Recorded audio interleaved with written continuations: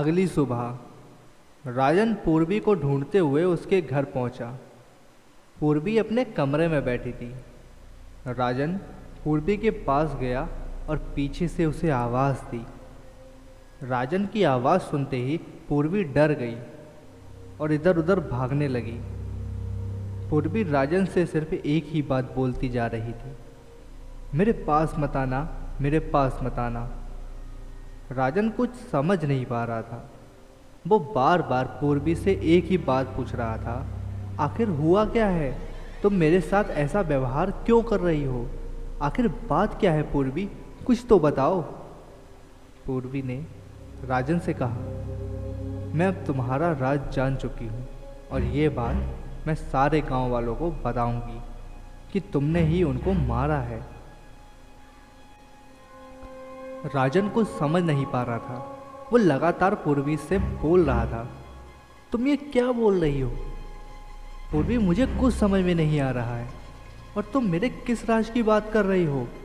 मेरा कोई राज नहीं और मैंने किसी को नहीं मारा। मैं भला अपने गांव वालों को क्यों मारूंगा? इस पे पूर्वी ने राजन से कहा, तुम्हें कल रात मैंने भेड़िया बनते हुए देखा। तुमने ही उन गांव वालों को मारा है। इस पर राजन पूर्वी से कहता है, मुझे इस बारे में कुछ नहीं पता। मेरे सिर में अचानक से दर्द उठा और मैं वहाँ से अपने घर चला गया था। उसके बाद सुबह मैंने अपने घर में ही मुझे पाया। अभी भी मेरे सिर में बहुत दर्द हो रहा है। पूर्वी कहती है, ठीक है, फिर आओ मेरे साथ। पूर्वी राजन को शीशे के पास लेकर जाती है और उसकी पीठ पे कल रात के जख्म दिखाती है और कहती है, देखो ये रहा सबूत तुम्हारे राज का। राजन ने अपने जख्मों को देखा और वह वही दंग रह गया। वो खुद को कोसने लगा, मैंने इतने बेकसूर लोगों की जान ली है, मुझे जीने का कोई हक नहीं। पूर्वी कहती है, नहीं राजन, तुमने जो कुछ भी किया उसके बारे में तुम्हें कुछ पता नहीं। मैं तुम्हें ठीक करने के लिए कुछ भी करूँगी। पूर्वी राजन को लेकर उस जंगल में वापस गई। वहाँ जाकर उसे एक खंडहर दिखाई दिया। पूर्वी और राजन वहाँ गए। वो खंडहर बहुत पुराना था, वहाँ कुछ भी नहीं बचा था।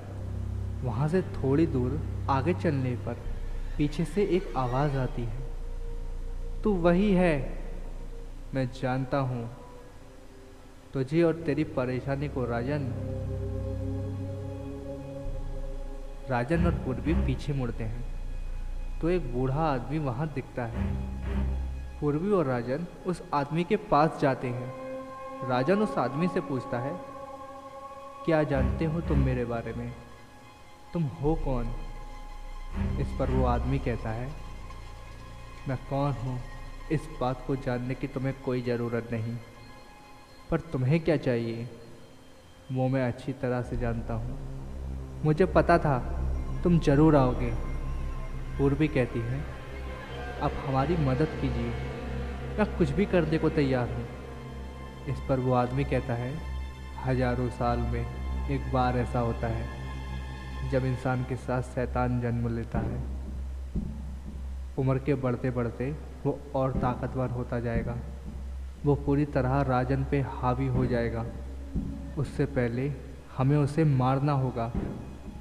इस पर पूर्वी कहती है, बाबा हम उसे कैसे मारेंगे? बूढ़ा आदमी कहता है, अमावस की वो रात का पहर सबसे खास होगा। राजन अपने शिकार पर होगा, दिखेगा खंजर उसी को जो अमावस की रात जन्मा होगा।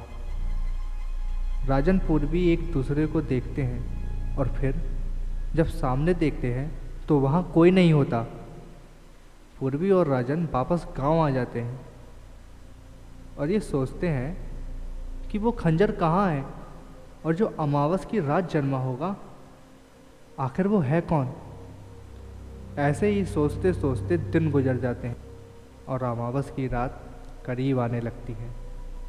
राजन पूर्वी से कहता है, अमावस की रात करीब है, मेरे हाथों फिर कोई मारा जाएगा और मैं ये नहीं होने दे सकता। मेरे होते हुए किसी बेकसूर की जान जाना मैं ये होने नहीं दूंगा। पूर्वी कहती है, राजन तुम परेशान मत हो, भगवान हमारी मदद जरूर करेंगे। दिन गुजरते गए और वो श्रापित रात आ गई। आज अमावस की रात है। राजन ने खुद को घर में अपने कमरे में बंद कर लिया। गांव वाले सभी डरे हुए थे, पता नहीं आज किसकी मौत लिखी है। रात के 11 बजे थे। सब एक साथ पहरा दे रहे थे। तभी अचानक एक आदमी ने शोर मचाना शुरू कर दिया।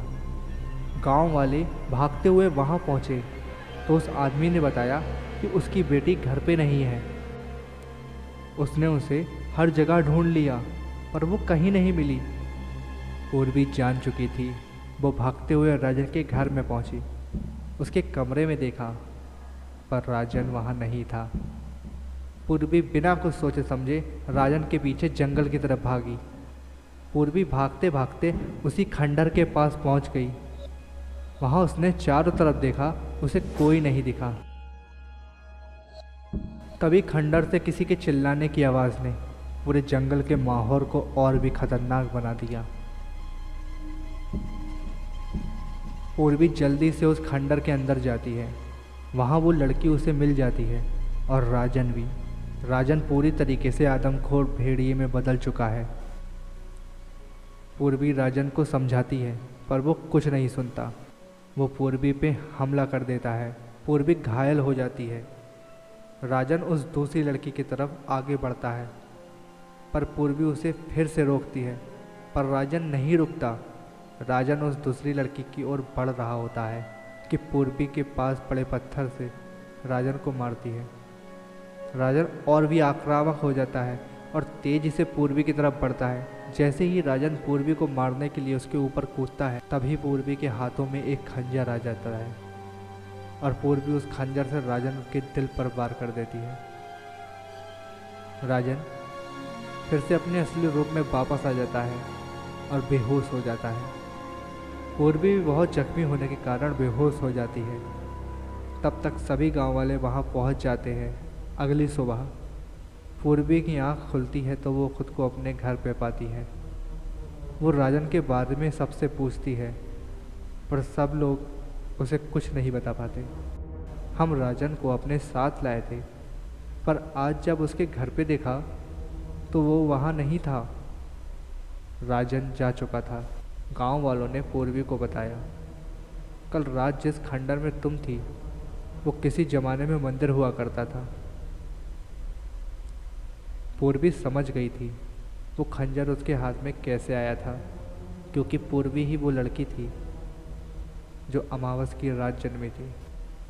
उस आदमखोर को मारना पूर्वी की नियति थी। दोस्तों, अगर आप लोगों को ये कहानी पसंद आई है तो आप मुझे ऐसे ही सपोर्ट करते रहिए। मैं आप लोगों के लिए ऐसे ही कहानियाँ लाता रहूँगा। अगर आप भी कहानियाँ लिखते हैं और आपको कहानियाँ सुनानी है तो आप मुझे अपनी कहानियाँ भेज सकते हैं। मैं आपकी कहानियाँ भी चैनल पे सुनाऊँगा। मैं मिलूँगा अगले हफ्ते आपसे एक और नई कहानी के साथ। तब तक आप अपना ख्याल रखिए और मुझे ऐसे ही प्यार देते रहिए।